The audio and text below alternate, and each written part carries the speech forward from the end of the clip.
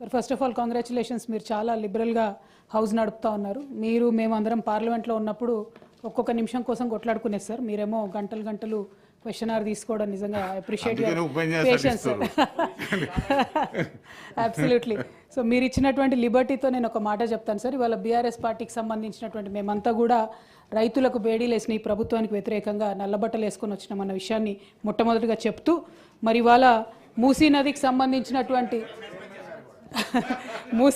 మూసీ నదికి సంబంధించి ప్రభుత్వం ఇచ్చినటువంటి ఆన్సర్లో నేను పాయింట్అవుట్ చేస్తూ ఉన్నాను సార్. ఫస్ట్ పాయింట్లో చాలా క్లారిటీగా the estimated cost to be incurred for the project will be ascertained upon the finalisation of the detailed project report అని చెప్పారు సార్ వారు. అయితే దీనికి ఆపోజిట్గా నిర్దిష్టమైనటువంటి సమాచారం మా దగ్గర ఉంది సార్. వరల్డ్ బ్యాంక్లో ఈ ప్రభుత్వం 4,100 కోట్లు మాకు కావాలి మూసీ సుందరీకరణ ప్రాజెక్ట్ కోసం అని చెప్పి వరల్డ్ బ్యాంక్కి సబ్మిట్ చేసింది సార్. ఈ గవర్నమెంట్ సబ్మిట్ చేసిన మాట వాస్తవమా కాదా? చేసుంటే అది ఏ తేదీన చేశారో ఇంపార్టెంట్ సార్. ఎందుకంటే ఇవాళ 16వ తారీఖు, ఇవాళ 17 డిసెంబర్ సార్. 17 డిసెంబర్లో హౌస్లో మనకిచ్చిన సమాధానం డిపిఆర్ ప్రిపేర్ కాలేదని సార్. మరి వీళ్ళు వరల్డ్ బ్యాంక్లో డిపిఆర్ ప్రిపేర్ కాకుండా 4,100 కోట్ల లోన్ కావాలని ఎప్పుడు అడిగారు? ఆ డేట్స్ ఏంటి దయచేసి ప్రభుత్వం క్రిస్టల్ క్లియర్గా ప్రజలకు చెప్పాల్సినటువంటి అవసరం ఉంది సార్. అట్లానే ఎంఆర్డిసిఎల్ అనేటటువంటి కన్సార్టియంని ఆన్బోర్డ్ చేసుకున్నాము, ఇంకా కూడా మేము డిపిఆర్ ప్రిపరేషన్ చేస్తూ ఉన్నామని చెప్తా ఉన్నారు సార్. నిన్నగాక మొన్న మనం గౌరవ ముఖ్యమంత్రి గారిని చూసినాం సార్. వారు ఢిల్లీకి వెళ్ళి అక్కడ కేంద్ర మంత్రి కిషన్ రెడ్డి గారిని కలిసి 14,000 కోట్ల రూపాయలు మాకు మూసీ అభివృద్ధికి కావాలని చెప్పి అడగడం జరిగింది సార్. మరి అది ఏ ప్రాతిపదికన అడిగినారు? మీకు డిపిఆర్ లేకపోతే మూసీ దగ్గర మీరు 14,000 కోట్లు ఏం ప్రాజెక్టుల కోసం అడిగినరు, ఎందుకోసం అడిగినరు? మరి ఒకవేళ అవి రెండు వాస్తవం అయితే సీఎం గారు 14,000 కోట్లు అడగడం, అట్లానే వరల్డ్ బ్యాంకుకి మీరు అడగడం వాస్తవం అయితే మరి ఇక్కడ మమ్మల్ని తప్పుదోవ పట్టిస్తున్నారా? సభ సాక్షిగా మీరు తప్పుడు సమాచారం ప్రజలకు సభ్యులకు ఇస్తున్నారా? ఇట్లా ఇచ్చినట్టయితే అధ్యక్ష మేము మా పార్టీలో కూడా డిస్కషన్ చేసుకుంటాం అధ్యక్ష. ప్రివిలేజ్ మోషన్ కూడా అవసరమైతే ఆలోచన చేసి మూవ్ చేస్తాం అధ్యక్ష. ఎందుకంటే సభను తప్పుదారి పట్టించడం నిజంగా దారుణం అధ్యక్ష. ఇంకా వీరు ఇచ్చినటువంటి ఆన్సర్స్లో మీరు చూస్తే గమనిస్తే అధ్యక్ష, ఓన్లీ 309 కుటుంబాలు వాళ్ళు రివర్ బెడ్ ఏరియాలో ఉన్నారు కాబట్టి వాళ్ళంతటా వాళ్ళు ఖాళీ చేసి వెళ్ళిపోయారని చెప్పారు అధ్యక్ష. అది డెఫినెట్గా వీడియోలు హృదయ విదారకమైనటువంటి వీడియోలు చూసిన వాళ్ళు అవాస్తవం అని అంటారు అధ్యక్ష. But because in the house you are committing sir that you have given for 309 families have given consent. నేను సభ ద్వారా అడుగుతా ఉన్నా అధ్యక్ష, గౌరవ స్పీకర్ గారికి మరి ఆ 309 కుటుంబాలు ఏదైనా కన్సెంట్ లెటర్ సైన్ చేసి ఉంటే అది ఇవ్వమని నేను కోరుతా ఉన్నా అధ్యక్ష. ఎందుకంటే కింద ఇంకొకటి వారు ఏం చెప్పారు, 181 కుటుంబాలు తమంతట తామే వారి ఇళ్లను కూల్చుకొని వెళ్ళిపోయారని చెప్పారు అధ్యక్ష. ఇది వినడానికి కూడా దారుణంగా చాలా హాస్యాస్పదంగా ఉంది అధ్యక్ష. మరి ఆ 181 కుటుంబాలు ఏదైనా కన్సెంట్ లెటర్ ఇచ్చాయా ప్రభుత్వానికి, ఉన్నదా అనేటటువంటి అంశం మేము అడుగుతా ఉన్నాం అధ్యక్ష. ఎందుకంటే ప్రజల్లోకి వెళ్ళినప్పుడు మూసీ పరివాహక ప్రాంతంలో పర్యటన చేసినప్పుడు మరి అక్కడ బుల్డోజర్లు రావడం, కూల్చడం, హృదయ విదారకమైనటువంటి సన్నివేశాలు అందరం కూడా గమనించినాం అధ్యక్ష. మరి అవేమీ మెన్షన్ చేయకుండా ఈ 300 కుటుంబాల గురించే ప్రభుత్వం చెప్తా ఉంది కాబట్టి వారేమన్నా కన్సెంట్ ఫామ్ ఇస్తే మీ ద్వారా ఇవ్వవలసిందిగా నేను కోరుతా ఉన్నాను అధ్యక్ష. అల్టిమేట్గా మానవీయ కోణంలో ఆలోచించాలి అధ్యక్ష.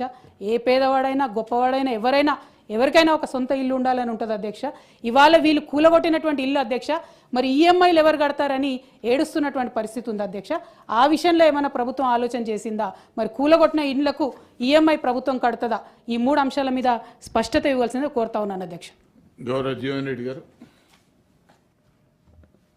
అధ్యక్ష, ఈ మూసీ నది ప్రక్షాళన purification it's essential for the not only to Hyderabad city, మొత్తం తెలంగాణ రాష్ట్రానికి ఒక విధంగా ఏదైతుందో ఆయు పట్టని చెప్పక తప్పదని చెప్పండి అధ్యక్ష. ఇక్కడ ఒక ఆశ్చర్యకరమైన విషయం ఏంటంటే అందరం కూడా ఏదైతుందో దీన్ని సమర్థిస్తున్నాం, దీని పట్ల ఏదైతుందో ఈ పునరుజ్జీవం అనండి, ప్రక్షాళన అనండి, దీన్ని చేపట్టాలని కోరుతున్నాం. మరి ఇంకొక వైపు ఏదైతుందో దీన్ని విమర్శనాత్మకంగా మాట్లాడడం అనేది కొంత విడ్డూరం కనబడుతుంది అధ్యక్ష. ఈ ప్రాజెక్ట్ ఇప్పుడు మిత్రులు చెప్పినరు, ఈ Musi river front development corporation 2016లో ఏదైతే అప్పటి ప్రభుత్వం జియో MS నెంబర్ 7 ద్వారా అప్పుడు 500 కోట్లు కేటాయింపు చేసి ఆరంభింపజేయడం జరిగింది. అప్పుడు ఏదైతుందో మీకు రివర్ బెడ్ జోన్ కానీ లేక బఫర్ జోన్ కానీ ఇరు ప్రాంతాలు ఏదైతుందో ఒక 20,000 కుటుంబాలు పునరావాసానికి ఏదైతుందో తరలించాల్సిన అవసరం ఏర్పడుతుందని చెప్పని కూడా భావించింది అధ్యక్ష. ఇలా రివర్ బెడ్ జోన్లో నివాసితమై ఎవరైతే ఉంటారో అది అత్యంత ప్రమాదకరమైందని చెప్పక తప్పదు.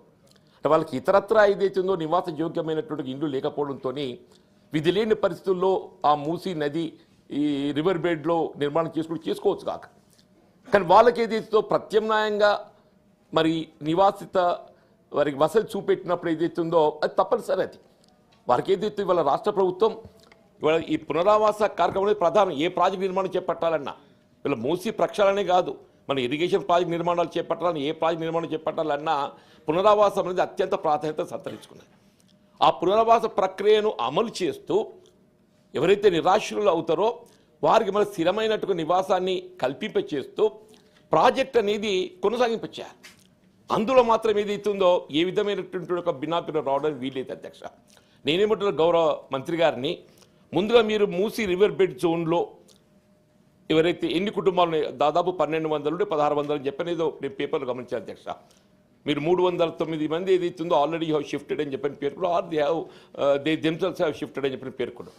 అది ఏ విధంగానే ఫస్ట్ ఫేజ్ లోపల మీరు రివర్ బెడ్ జోన్లో ఉన్న వాళ్ళని ఏదైతుందో వారికి తగు వసతి సౌకర్యం, పరిహారం, నష్టపరిహారం కానీ ఇతరత్ర చెల్లింపు చేసి వారు షిఫ్ట్ చేయించే ప్రక్రియ చేపట్టాలి. తదుపరి ఏదైతే బఫర్ జోన్లో వచ్చే వాళ్ళు ఓనర్షిప్ కూడా కలిగి ఉంటారు. బఫర్ జోన్ మొత్తం ఏదైతే ప్రభుత్వ స్థలాలు కలిగి ఉండాలని ఉండదు. బఫర్ జోన్లో ఏదైతుందో సొంత పట్టాలు కలిగి ఉన్నటువంటి వారికి ఆ విలువ మనం ఏ విధంగా ప్రభుత్వ ఉత్తర్వులకు అనుగుణంగా వారికి విలువలు చెల్లింపు చేస్తూ తరలింపు చేయడం, అప్పుడు మాత్రం ఇదంతా సాధ్యమవుతుంది. ఏదేమైనా ఈ మూసీ రివర్ దీన్ని మీరు సుందరీకరణ చెప్పి అన్నా సార్, సుందరీకరణ పదం I don't think it's not correct. మనం సార్ పునరుజ్జీవం వీ కెన్ సే ఇప్పుడు ప్రభుత్వం ఏదైతే ఫస్ట్ ఫేజ్లో ఇది ఏ వికారాబాద్ అనంతగిరి కొండలో ఆరంభమవుతుందో దాన్ని బాపు ఘాట్ వరకు దాన్ని అభివృద్ధి చేసి ఆ బాపు ఘాట్ వద్ద ఏదైతుందో మహాత్మా గాంధీ గారి యొక్క విగ్రహాన్ని ఏర్పాటు చేసి ఒక బెస్ట్ లైబ్రరీ అక్కడ నెలకొల్పే విధంగా మేము రూపొందిస్తామని చెప్పని పేర్కొన్నట్టు నేను గమనించిన అధ్యక్ష. దయచేసి ఆ విధమైన కార్యక్రమాన్ని తక్షణం చేపట్టడంతో పాటుగా ఇవాళ డిపిఆర్ ఇవాళ ఎంత ఖర్చు అవుతుంది అనేది ఊహ సార్. ఇప్పుడు ప్రభుత్వము అధికారంలో ఉన్నప్పుడు బాధ్యతాయుతంగా ఈ ప్రాజెక్ట్ నిర్మాణానికి ఎంత ఖర్చు అయినా మంచిదే. we will not go back, we will take it up. Let me say, 1,00,000 కోట్లు అవుతుందా, 1,50,000 కోట్లు అవుతుందా అంటే ఏంటి? ఈ ప్రభుత్వం యొక్క ఒక విశ్వాసం ఇది చేపట్టాలనేటువంటి ఒక ఆలోచన దృక్పథాన్ని తెలియజేస్తుంది. డిపిఆర్ లేదు, డిపిఆర్ లేకని మీరు ఎట్లా చెప్పిందో అని చెప్పారంటే ఎస్ డిపిఆర్ విల్ కమ్, అది ఎంతకు వస్తుంది ఏంటి దానికి అనుగుణంగానే మనం నిధులు మంజూరు పొందుతాం. కానీ ఏదైతున్నదో కానీ ఏదైతున్నదో ఆ నిర్మాణ వ్యయం ఎంతైనా కానీ ఈ ప్రభుత్వం సిద్ధంగా ఉన్నది అని తెలియజెప్పడానికి ఏదైతుందో ఇవాళ సీఎం గారు మాట్లాడిన ఎవరు మాట్లాడినా దాన్ని ఏదైతుందో మీరు విమర్శనాత్మకంగా మీరు ఎట్లా చెప్పారు 1,00,000 కోట్లని, మీరు ఎట్లా చెప్పి 1,50,000 కోట్లని చెప్పని మాట్లాడు సరైనది కాదు. అది ఇవాళ ఏదైతుందో అధ్యక్ష 2016లో మీరు తలంచినటువంటి యొక్క ఈ మూసి పునరుజ్జీవం 2016 23 గడిచిపోయి 24కి వచ్చాం అధ్యక్ష. 24 అయితే ఇప్పుడు రాష్ట్ర కాంగ్రెస్ ప్రభుత్వం ఏదైతే దీన్ని టేకప్ చేయాలని ప్రాధాన్యతతో నిర్ణయం తీసుకున్నది. మీరు గౌరవ మంత్రి గారిని మీ ద్వారా అడిగేది 2016 నుండి 23 వరకు ఈ 7 సంవత్సరాల కాలంలో ఈ మూసి పునరుజ్జీవానికి సంబంధించిన ఒక ప్రాజెక్టుపై మీరు ఏ సంవత్సరం ఎంత నిధులు కేటాయించింది, ఎంత ఖర్చు పెట్టారు? మీరు ఏ సంవత్సరం ఎంత నిధులు కేటాయించింది, ఎంత ఖర్చు పెట్టారు? మీరు ఆనాడే కట్టేది దీన్ని ప్రాధాన్యత క్రమంగా తీసుకొని ఉన్నట్టయితే ఇవాళ ఈ సమస్య ఇంత ఉత్పన్నమేది కాదు. ఇది మీరు ఆనాడేది ఇస్తుందో కేవలం నామమాత్రంగా ఈ మూసి పునరుజ్జీవం, మూసి ప్రక్షాళన చేపడతామని చెప్పి పేర్కొని మీరు చేపట్టిన కార్యక్రమం చేపట్టలేకపోవడంతో ఇవాళ ఈ ప్రభుత్వం దీన్ని ప్రాధాన్యతగా తీసుకుంటుంది. దాన్ని మీరు హర్షింతే అని చెప్పి అంటున్నాం. ఇవాళ ఏదైతుందో కెమికల్ ఇవాళ ఈ ఇండస్ట్రీస్ దీనిపైన పరిశ్రమలు ఉన్నాయి. అవి ఏదైతుందో సారీ నేను పుట్టింగ్ క్వశ్చన్, నేను ఉపన్యాసం చెప్పిన డైరెక్ట్ పుట్టింగ్ క్వశ్చన్ మినిస్టర్. ఇప్పుడు అందులో ఇప్పుడు పైన ఉన్నటువంటి ఒక పరిశ్రమ ఉన్నాయి సార్, కెమికల్ ఇండస్ట్రీస్ ఉన్నాయి. వాటికి సంబంధించి వాళ్ళకి ఏదైతే they shall have their own STP, sewerage treatment ప్లాంట్లు అనేది ఏదైతుందో వాళ్ళు స్వయంగా ఏర్పాటు చేసుకోవాలి.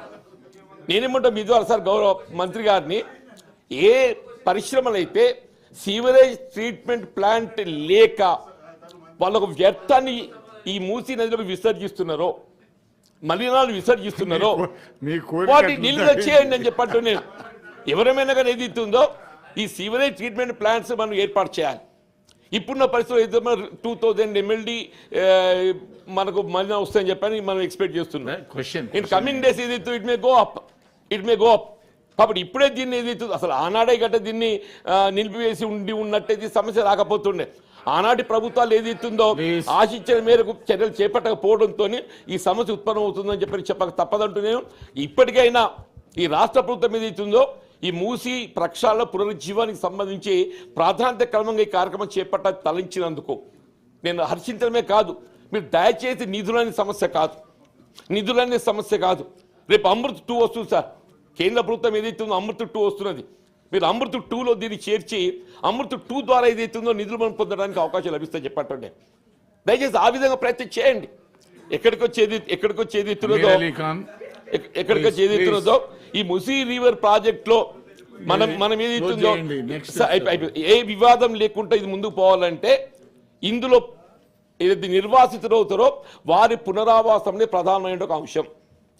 ఆ నిర్వాసితులకు కాదు పునరావాసం, మీరు మూసీ రివర్ బెడ్ వారికి ఏదైతుందో వారికి పునరావాసం తక్షణమే కల్పిస్తూ వారి సంతృప్తిగా వాళ్ళకి ఎంప్లాయ్మెంట్ క్రియేట్ చేస్తూ ఇవాళ సోదరిమణి ఏదైతుందో వాళ్ళకు మహిళా సంఘాలకు రుణ సౌకర్యం కూడా కల్పింపజేయడం జరిగింది. వారికి ఉపాధి కల్పన నిమిత్తం కూడా ప్రయత్నించడం జరిగింది.